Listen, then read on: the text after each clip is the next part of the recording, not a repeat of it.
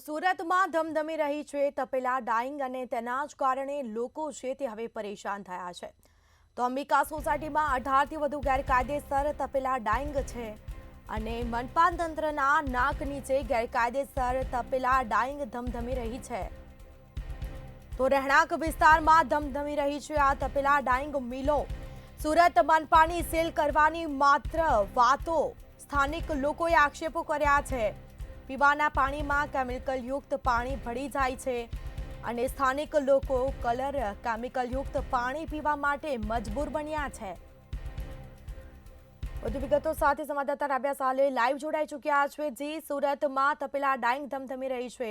લોકો દ્વારા આક્ષેપો કરવામાં આવ્યા છે કે મનપાના જે દાવાઓ હતા તે માત્ર પોકળ સાબિત થયા છે। સીલ કરવાની જે કામગીરી છે તે પણ કરાઈ નથી। શું છે વિગત?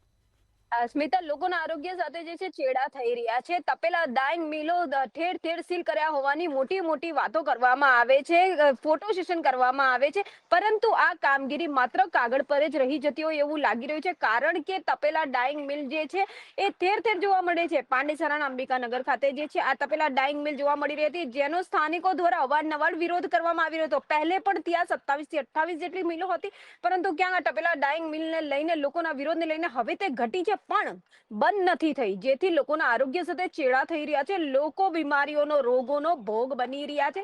કલરયુક્ત જે કેમિકલયુક્ત જે પાણી હોય છે એને લઈને લોકોને ભારે તકલીફ પડતી હોય છે, કારણ કે સુરત મનપાના જે મનપા તંત્ર છે એના નાક નીચે આ તપેલા ડાઈંગ મિલ ધમધમી રહ્યું હોય એવું માનવામાં નથી આવતું। અધિકારીઓને જાણ ના હોય એવી વાત જે છે ગળે નથી ઉતરતી સ્મિતા, કારણ કે અધિકારીઓની સાઠગાંઠ વગર કે પછી અધિકારીઓની જે મિલીભગત છે એને લઈને આ તપેલા ડાઈંગ મિલ ચાલી રહી હોય ને આ ધમધમતી જે મિલ છે એ લોકોના આરોગ્ય સાથે ચેડા કરી રહી હોવાનું ખુદ સ્થાનિકો જણાવી રહ્યા છે।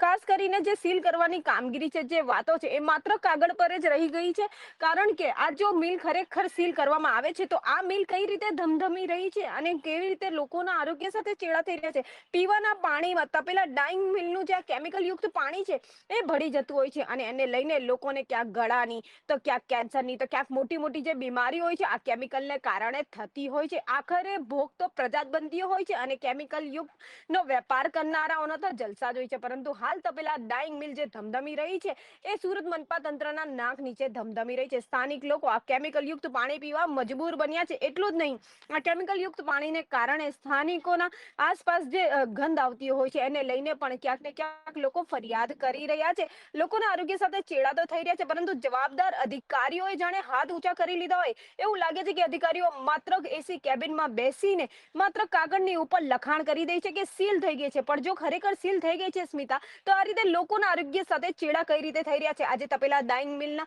જે વિડીયો સામે આવે છે આ કઈ રીતે ધમધમી રહી છે અને આ જે વિસ્તાર જોવા મળી રહ્યો છે, જે અંબિકા સોસાયટી છે ત્યાં 18 થી વધુ, એક નહીં સ્મિતા, 18 થી વધુ ગેરકાયદેસર રીતે આ રીતે તપેલા ડાઈંગ મિલ છે જે લોકોના આરોગ્ય સાથે ચેડા કરી રહી છે। અનેક સવાલો જે છે આ ધમધમતી ડાઈંગ મિલો પરથી ઉઠી રહ્યા છે કે શું અધિકારીઓની સાઠગાંઠમાં આ મિલો ધમધમી રહી છે? અધિકારીઓના જે હાથ નીચે આ લોકો આ રીતનો વેપાર કરી રહ્યા છે અને લોકોના આરોગ્યના જે છે એ ચેડા થઈ રહ્યા છે। હવે આવનારા દિવસોની અંદર સ્મિતા ખરેખર આ ડાઈંગ મિલો સીલ કરાશે કે એ પણ માત્ર કાગળ પર જ દેખાશે એ જોવું રહ્યું। જી સ્મિતા।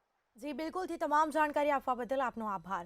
તો સુરત મનપાની સીલ કરવાની માત્ર વાતો, સ્થાનિક લોકોએ આક્ષેપો કર્યા છે, કોઈ કામગીરી કરવામાં આવતી નથી અને તેના જ કારણે સ્થાનિક લોકો હેરાન પરેશાન થયા છે।